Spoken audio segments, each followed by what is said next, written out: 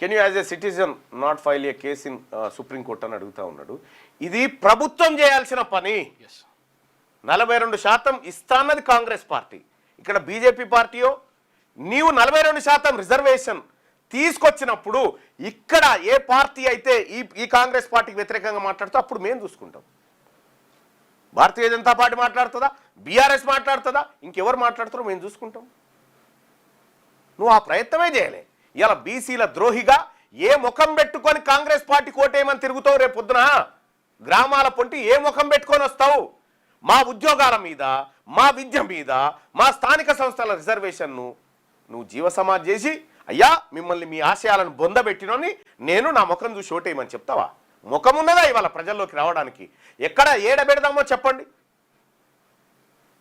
మీ మంత్రుల బృందం అంతా ఉంది కదా, ఈ మంత్రుల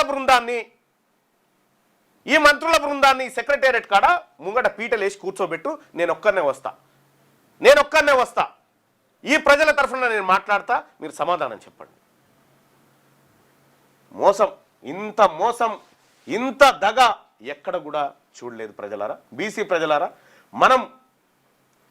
మన బీసీలనే కులం కుంపటి వ్యక్తి మనం విడదీస్తారు, మళ్ళీ అగ్రకులాలే గొప్ప అని చేసే విధంగా చేస్తారు. అందుకే మన బీసీ వర్గాలు అందరూ చాలా జాగ్రత్తగా ఉండాలి భయ్య, చాలా జాగ్రత్తగా ఉండాలి. అందుకోసమే వాళ్ళని ఎప్పుడు కూడా నేనైతే నమ్మను. నేను ముఖ్యమంత్రి రేవంత్ రెడ్డి గారు నేను నమ్మను, ఆయన నన్ను నమ్మడు. నేను పక్కా బీసీల పక్షపాతినే. బీసీ ప్రజలారా, ఇక ఇది వీళ్ళ కథ తేలిపోయింది. 26 తారీఖు నాడు మన డెత్ సర్టిఫికేట్ మనం తెచ్చుకోవాలి. 26 తారీఖు నాడు ఉంది, ఎల్లుండి 26 తారీఖు నాడు బీసీల రిజర్వేషన్ డెత్ సర్టిఫికేట్ రాబోతా ఉంది. దాని గురించి మాట్లాడుకుందాం, దాని గురించి చెప్తా ఏం జరుగుతూ ఉందనేది. ఇంత న్యాయ వంచన